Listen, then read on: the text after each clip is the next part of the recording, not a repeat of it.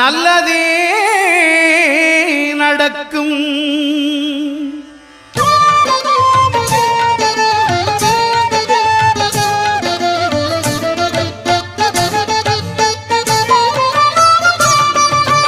9 கோளும் ஒன்றாய் காண அங்கு கற்பகம் என்னும் கடவுளின் மெய்யில் 9 கோளும் ஒன்றாய் காண அங்கு கற்பகம் என்னும் கடவுளின் மெய்யில்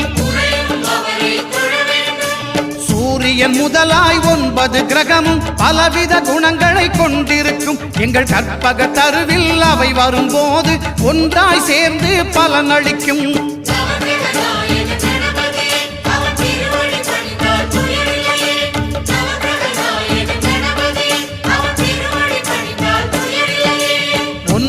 கோளும் ஒன்றாய் காண